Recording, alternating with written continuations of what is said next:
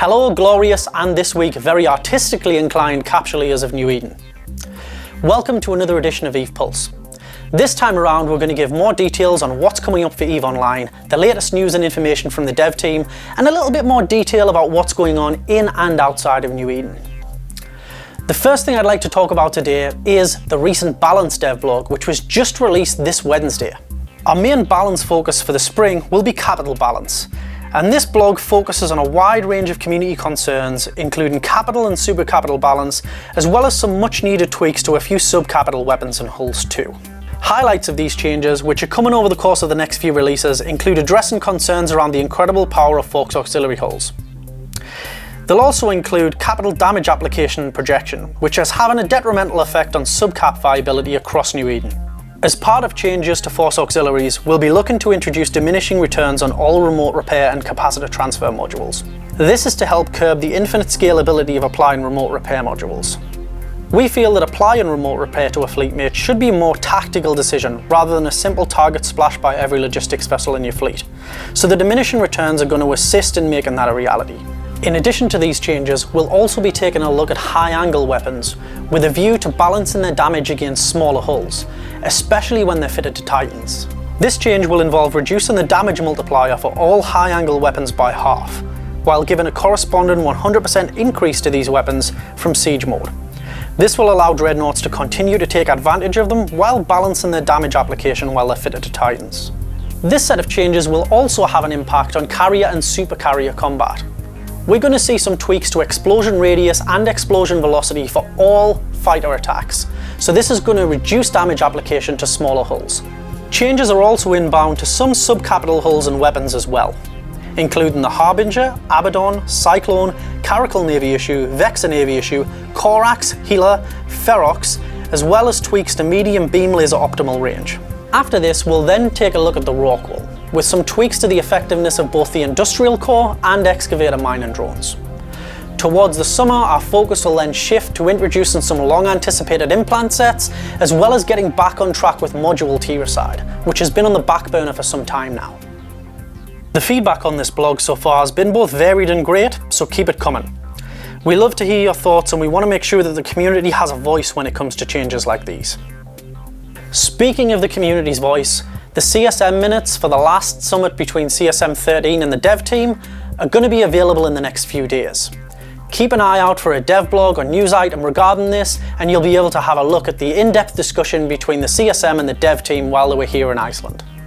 Some of our eagle-eyed pilots will notice that one or more of their characters have an extra 500,000 unallocated skill points in their pool. A couple of months back, we released a blog updating the community on the status of the chat system, covering issues that had occurred since the switch to a new XMPP backend in March 2018. We also made mention of compensation for issues that arose from this switch, and as such, the highest skill point character on every account that held Omega status on March 20th, 2018 has received 500,000 skill points. This date was chosen as this was the day that the new chat backend was released in 2018, and it saw substantial downtime and interruption to service on Tranquility because of startup issues. Next, we have an update on the EVE World Tour.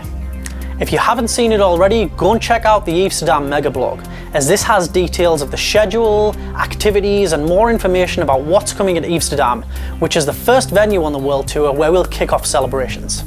The blog also contains links to the World Tour tournament series that we'll be hosting across the globe this year. Also, a quick reminder that tickets are still on sale for EVEsterdam, EVE North in Toronto, as well as EVE Russia in St. Petersburg and EVE Down Under in Sydney, Australia. You can find out more information on which devs are going to each of these events in the previous edition of EVE Pulse, and there's also a couple of links down there where you can find out how to get a hold of tickets for events on the World Tour. And now, of course, we want to give a huge shout out to a pilot who's achieved the unachievable. Katia Sae of Signal Cartel has managed to visit every single system that a player can access in New Eden. This has been a 9-year-long journey that covers 7,805 systems in New Eden. The journey began on December the 1st, 2009, and she had completed the full exploration of Empire space by July 4th, 2014. By November the 26th, 2015, Katia had explored the entirety of known space. and on November 1st, 2018, Signal Cartel started to assist Katia in locating the final 600 wormhole systems needed to complete her quest. The journey was finally completed on March 9th, 2019, and more than 50,000 images chart the 9-year voyage on her blog. You should check it out if you're really into EVE travel and seeing the sights in New Eden. Huge congratulations to Katia Sae and to Signal Cartel for something that's absolutely unprecedented. And finally, a little message straight from here. Over the last couple of weeks since we announced the collaboration between CCP and Hadean on EVEether Wars, we've seen an unbelievable reception from the community. You guys are an incredible force for good, but we've been blown away by the fact that more than 12,000 of you have signed up to be part of the EVEether Wars test. Huge thanks. This bodes really well for the future of EVE Online, and we hope these tests are going to shine some light on how we can make EVE more scalable in the future. Massive props to the EVE community for being a part of something so groundbreaking and so fantastic. That's all we've got time for in this edition of EVE Pulse, but be sure to subscribe down there and make sure that you tune in next time around for more information on EVE Online and what's going on in New Eden. See you in space.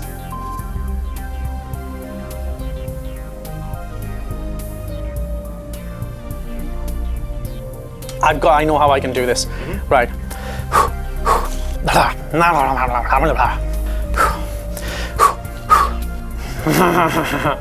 Because it takes... Ready? Just got to burp first. It's always important.